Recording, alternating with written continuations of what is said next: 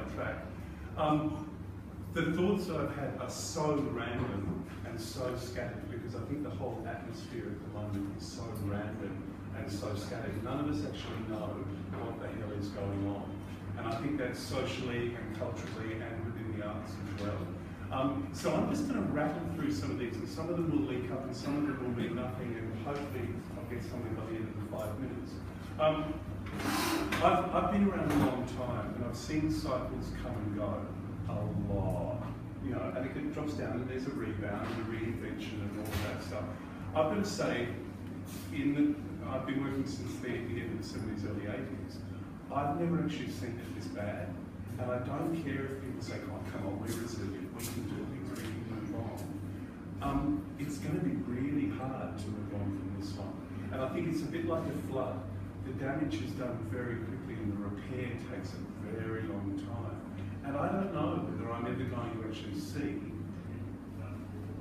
the kind of environment that I was privileged to grow up with, you know, free education in the arts, you know, being able to do cut price works on the smell of an oily rag and not worry about insurance, you know, and swing a deal to get someone's old second-hand warehouse and not tell people that we've crammed 500 people in there and illegal alcohol. You know, those days are gone, and I just hope that we can come back to somewhere that gives the young artists who are just being born now the opportunities that I think we've all had at certain times, and finding a way back to that to minimise the damage. You know, I don't think we'll ever undo it, but I think we can minimise it. That's partly reinvention. I just wish there was some logic. You know, in terms of arts policy, I'm really happy to take direction from the government and to work with them. But I don't have a clue what they're trying to do, so I can't work with them. And I think this relates back to what Joel was saying about the protests. I think that tone of voice has come out because we don't know what to rail against. We can't put forward any meaningful solutions because we don't know what exactly the problem is. Leadership, wouldn't that be nice? A sense, you know, that again, anyone can be convinced to go with you know, a policy that has a sound basis, but no one's stepping up to the plate. Brandon certainly didn't, you know, and I don't think we've seen an arts minister for a long time now that's provided anything like the value of the arts is a huge one. I think what we need to do is stop hearing about the value of the arts from artists, because it's immediately discounted because that's your self-interest in just trying to keep yourself in a job. It needs to start coming from everyone but artists, and it needs to start coming from politicians who sound like they believe it and not that they've been briefed in it. You know, we need to hear those truths. And also to regather artists back into the community. I find I'm very marginalised as an artist. Whenever I talk about funding, it's like, well, I don't want my taxes going towards that, as if somehow I magically don't pay tax, or I don't shop, and I don't, you know, get up and hop in a car or get on a bike and go to a school or whatever with everyone else who lives in this country. You know, so we've got to regather back in and highlight that artists are actually part of the community. Just a simple thing too, like a tiny thing with the new STEM curriculum. Science, technology, engineering, and maths. 1A in STEM drives. Tiny little change, but that would, you know, those signals that can come out from government about the fact that the arts are actually worthwhile. Now, of course, we need to convince them that they are, but you know, we need people who can keep doing those small and grand gestures that reinforce how vital the arts and culture is. I think that the thing to remember is, like, I could hit myself in the head if I had to say ecology one more time, but I don't think people realise how fragile the arts economy is.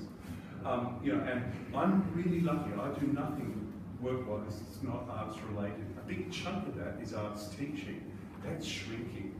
So I can't actually I'm working far harder in that sector than I ever have at making less money, and the hours are going, the expectations are higher.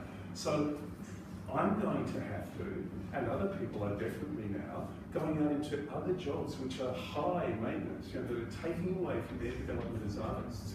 So what we're actually getting are people that aren't as good an artist as they have the potential to be. And we're losing that, and I think that sense of loss needs to be communicated. Just one quick example of the loss of logic. I'm actually the president of a national organisation called Stones, which is a service organisation for the dance industry. And when the original cuts happened to the arts, we got together and rallied and got in everywhere we could to make sure that, because with the new Australian Council around, all art forms were being assessed equally on a level playing field. And we didn't want dance, as it often does, to fall below. So we worked our butts off advocating and advocating and advocating. And luckily, in the last round, we didn't lose too many dance companies. We lost too many, but not as many as we could have. Interestingly, though, Dance was defunded, as were a number of service organisations for writing and visual arts and a number of other areas. And you can sort of say, well, there's the breaks. What worries me is that if we think that this round of cuts was a one-off, we're fooling ourselves. It'll happen again, and who's going to be there to advocate behind the scenes? They've effectively got rid of the people who are best placed to do that in the service organisation. And one very last thing. I read something the other day, and I don't know if I've got the right word, but it was the head of the CSIRO talking about the scientists and stuff, and saying that they had no room to employ people merely on the basis of, I think it's curiosity. Curiosity wasn't enough to justify having scientists and having research. And I think that's something that we can do. We can push again the idea that curiosity is actually an incredibly powerful thing. And I think just that idea that with artists, we need to be curious about who we are, and that's what we do, and that's what we can bring. We can help Australia discover who it actually is at any given point. And so we need to find those, I think we need to find those grand gestures.